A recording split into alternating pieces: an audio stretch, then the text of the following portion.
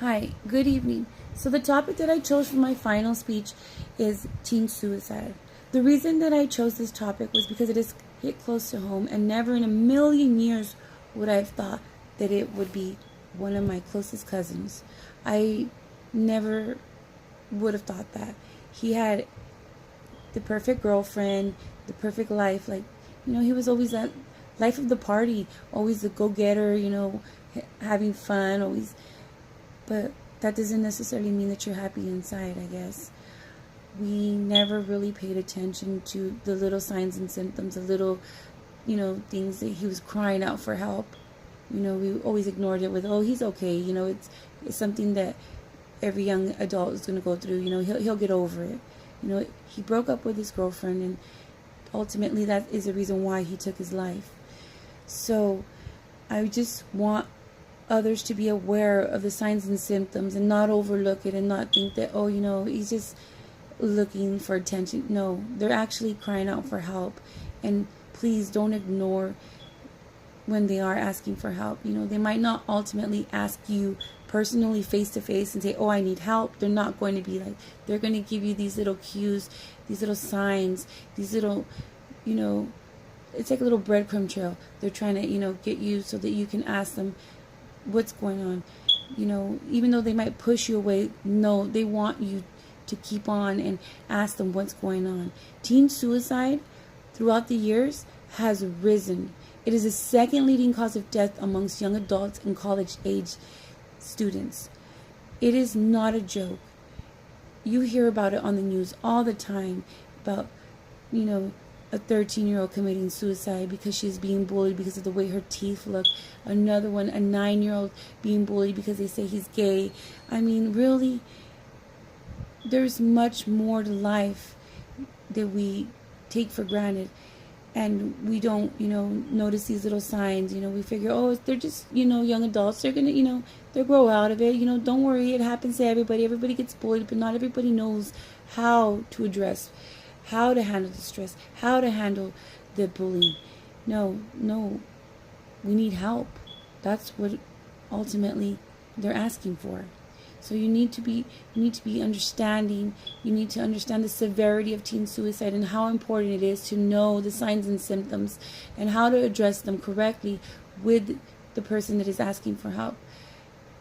You need to understand that you need to be that willing hand that this person is going to be looking up to. The most important thing is, please don't ignore it. Don't ignore the signs.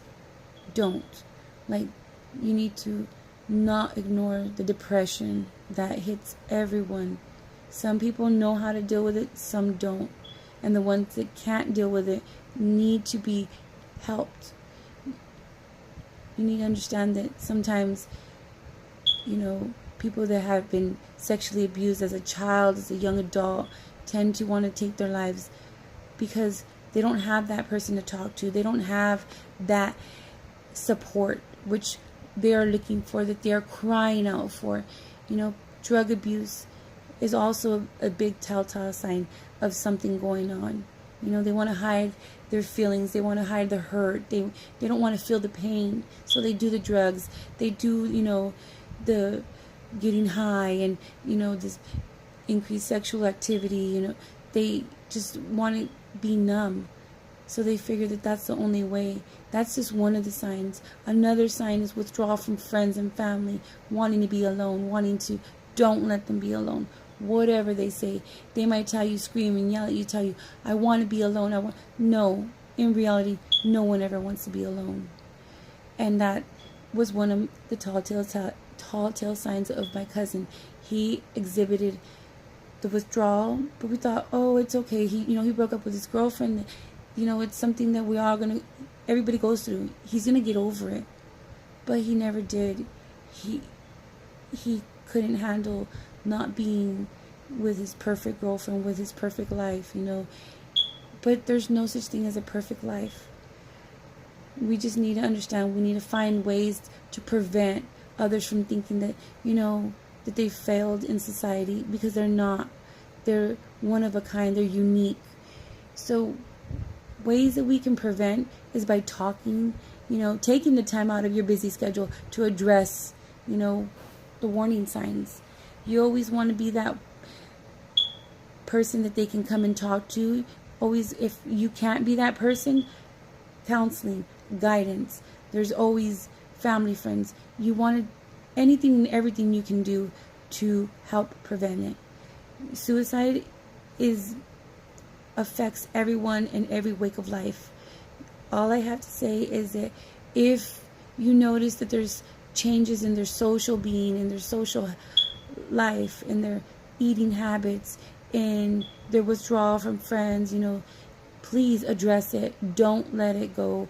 Don't think that they'll get over it, because sometimes they don't get over it. And we ignore those signs and we think that it's normal, and it's not. And we've just missed a big cue, and we've missed seeing that person again, because they ultimately decide suicide is the way to go, but it's not. Thank you.